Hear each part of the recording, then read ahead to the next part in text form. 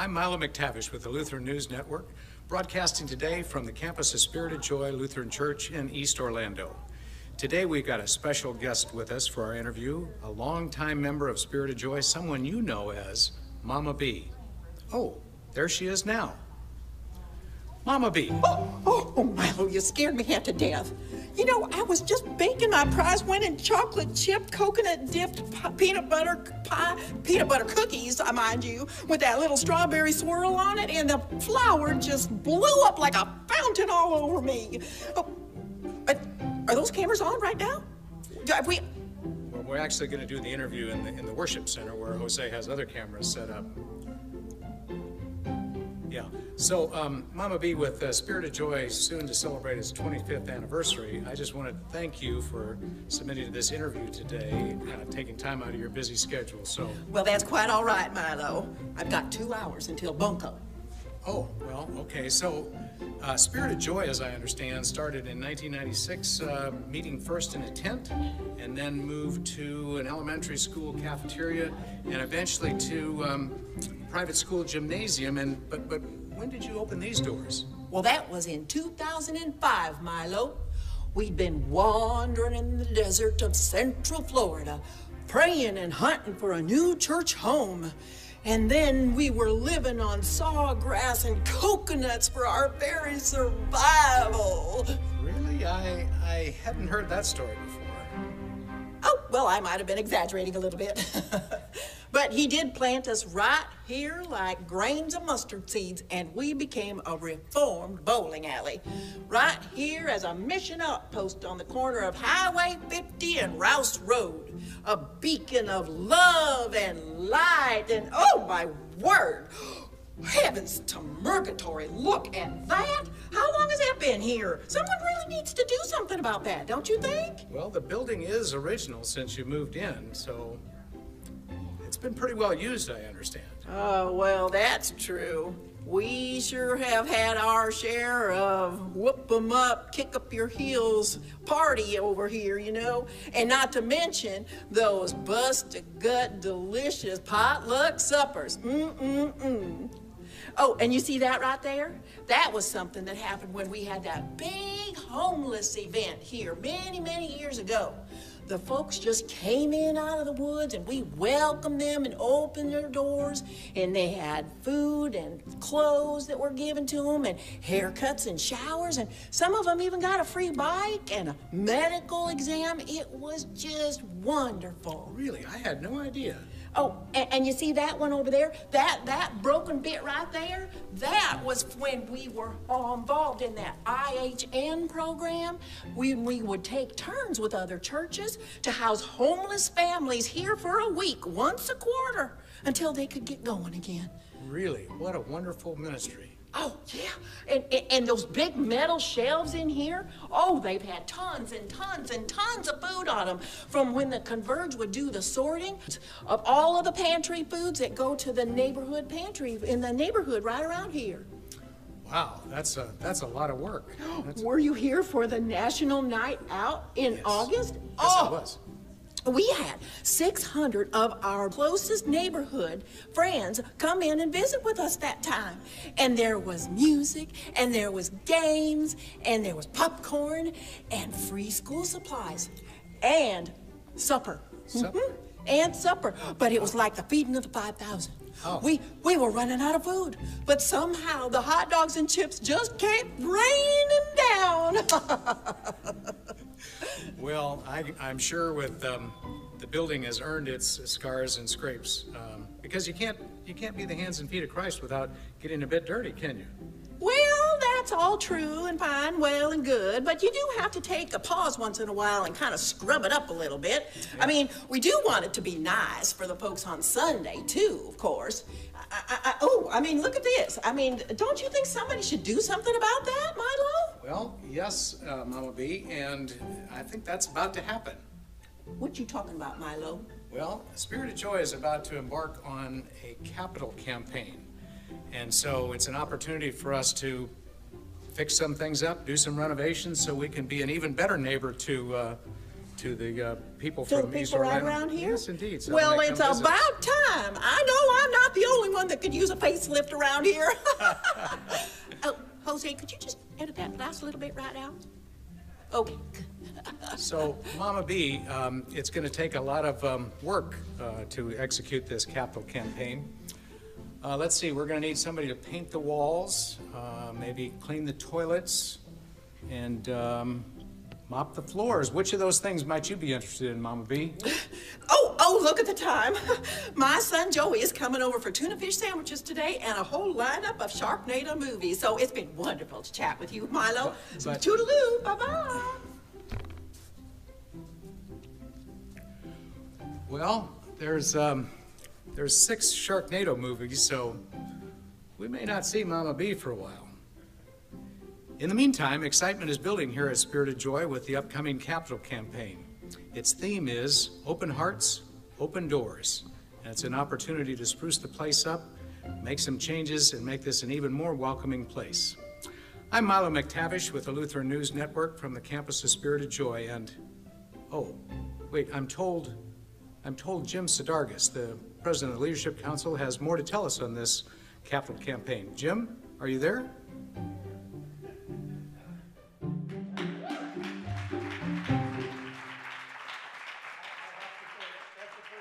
The whole thing through it. It is awesome, isn't it?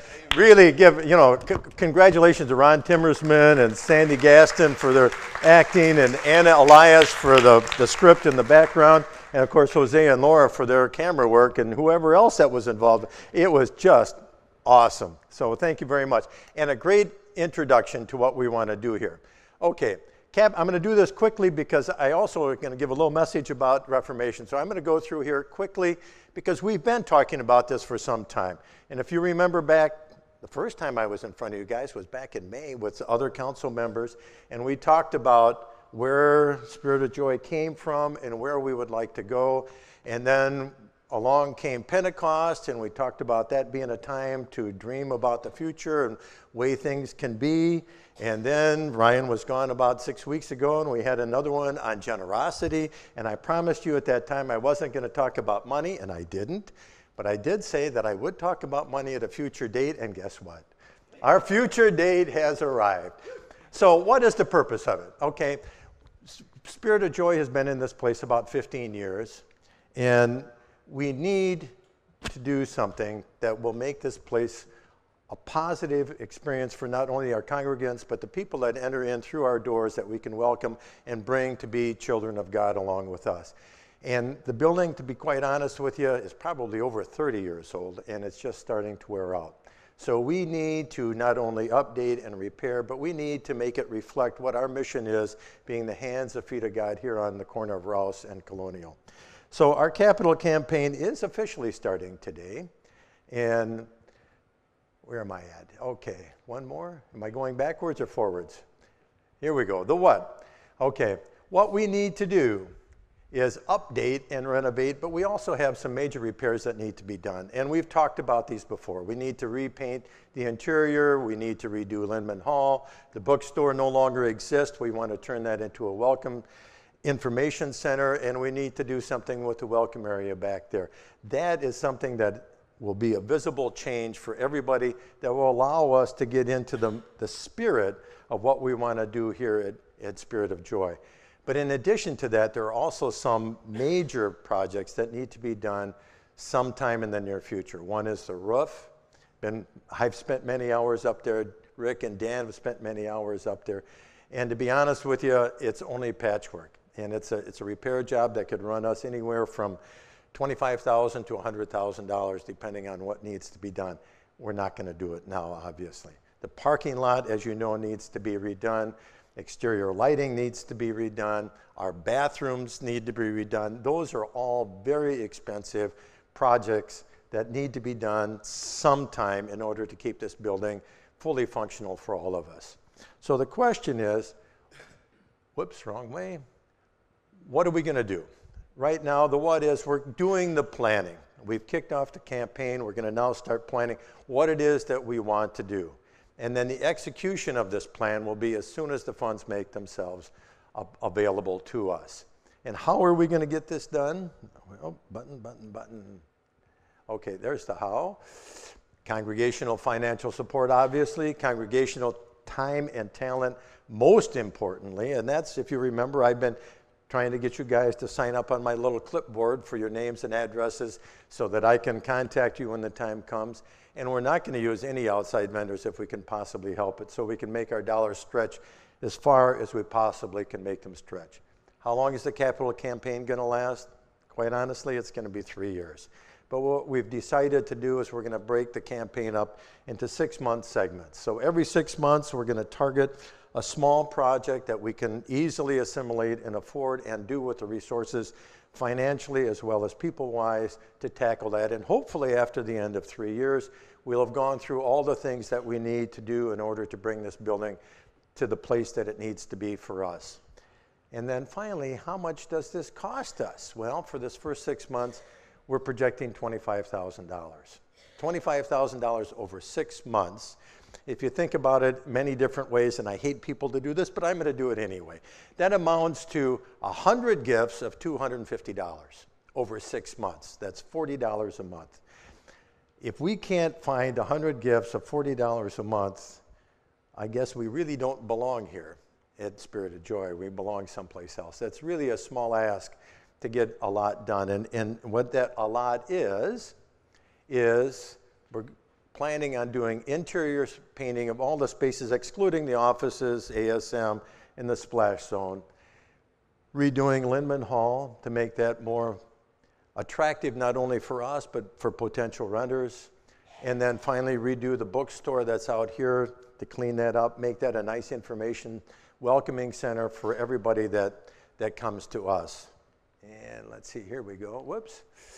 So what does that mean?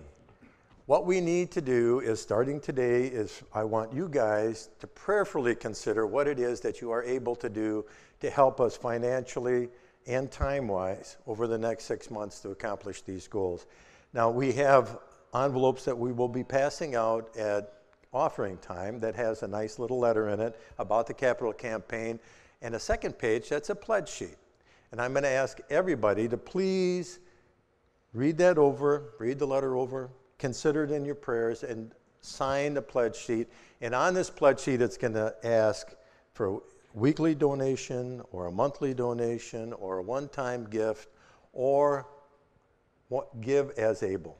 So whatever you are able to provide for us, please mark that off and return it to us. And we're asking that be returned by November 17th. And if you don't feel that you can find this, it gets home and somehow magically disappears, it will be online. So you can always go to spiritofjoy.org and fill out the form online. So we have 2 ways to help you.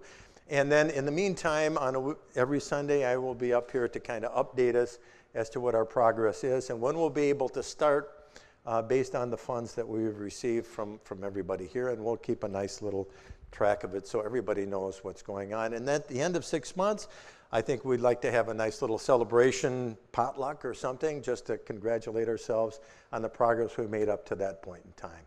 So that is it. And, one last reminder. Capital campaign money is what we call second giving. If you have a pledge to this church, which I hope all of us do not take money from that pledge to give to the capital campaign.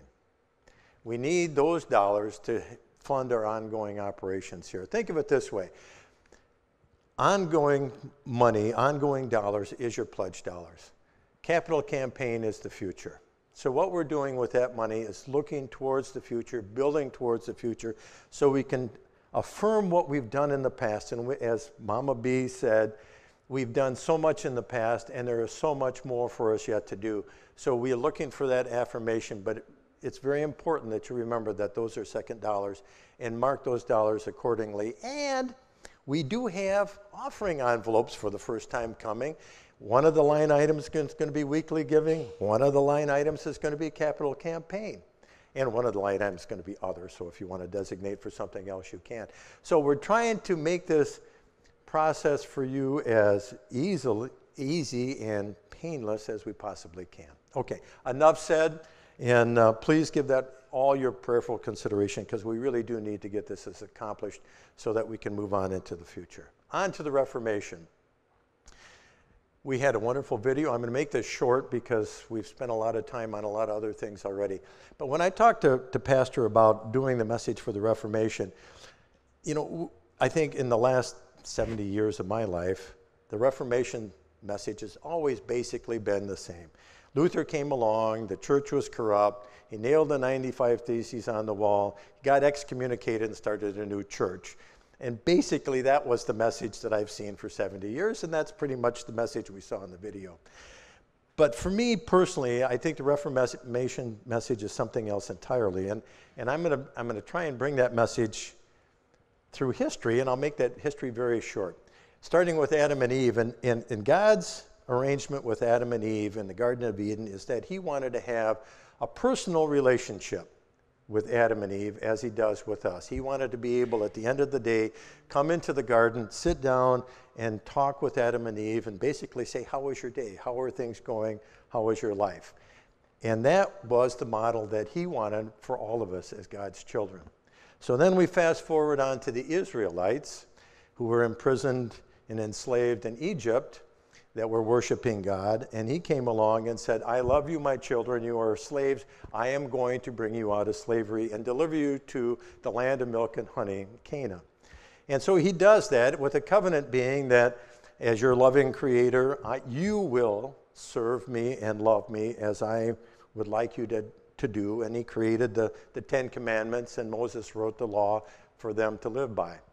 But over time, the Israelites, in their infinite humanity, decided they didn't always need God. And in those times, God became the reformer, and he had one bad thing or another came along. They got carried off to Babylon by Nebuchadnezzar. They destroyed Jerusalem several times. The temple was destroyed a couple of times.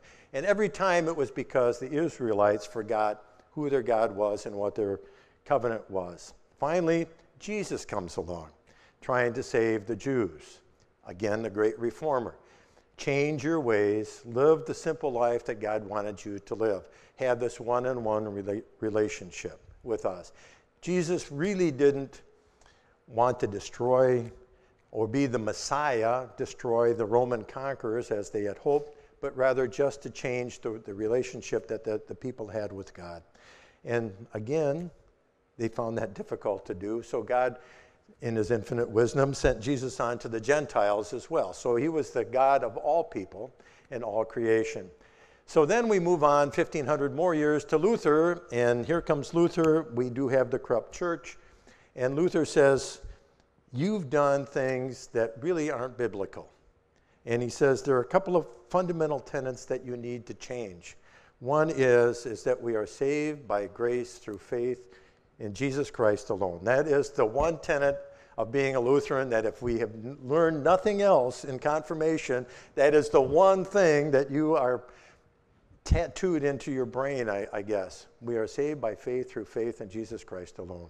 The other thing that Christ said is, or Luther said, is that Word is God and God is Word. We don't need any intermediaries.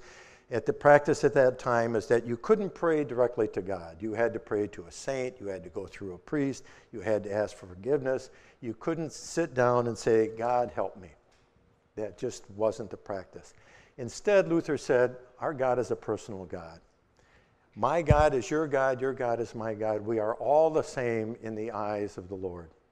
So let us not be any different. Let us not act any differently.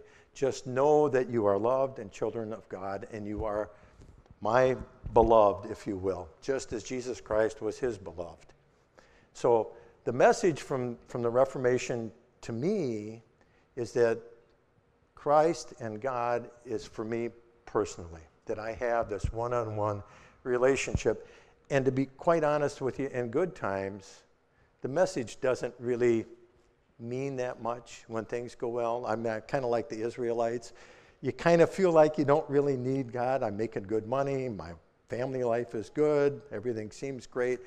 And then when the hard times come, then that's the time we need to turn to God. And I think as Christians, it can be a difficult time for us to do that. And I'm going to give you a personal experience, and I'll end with this. A number of years ago, my younger sister Kelda and her husband were out in Albuquerque, New Mexico, and they were traveling to California to visit another sister of mine. And along the way in the mountaintops of Southern California, they got sideswiped by a semi, knocked off the mountaintop, and my sister and her husband were killed, leaving 3 children orphaned. Now, obviously for our family, that was just devastating. And shortly thereafter, I went over to my parents' house, and my father was just crushed. There were 10 kids in my family, and he loved every one of us unconditionally with tremendous love. And he was just crushed. He was in agonizing grief over all of this. Now, this was a man that was a college wrestler. He played linebacker in football. He made a little All-American. He was a basketball coach, a football coach, a man that everybody looked up to. And when I went over that day, he was just a crushed spirit, just in agonizing grief. And shortly thereafter, the pastor from his church came to the house. And there was like 6 or 8 of us there. And he joined us all in the prayer circle. And my dad stood up, tears running down from his eyes. And as we said prayers and the Lord's Prayer, I could just see my dad just kind of relax. And just know at that point in time for him, he was on the lap and in the arms of God. And it was such a personal thing for me and for him. And that to me is what the Reformation is all about. That my God is my God, and your God is your God, and it's for us individually and collectively. So let us celebrate the Reformation in that sense. So join me in prayer at this point in time. Holy Father, let us be thankful that we are once again drawn back to the Reformation so that we know that we have this one-on-one, deep, personal relationship that we can come to you at any time in our time of need, in our time of grief, in our time of agony, in our time of joy. And to know that you are always with us, even though it may not seem that you are there, we know that you are. So in your holy name we pray. Amen.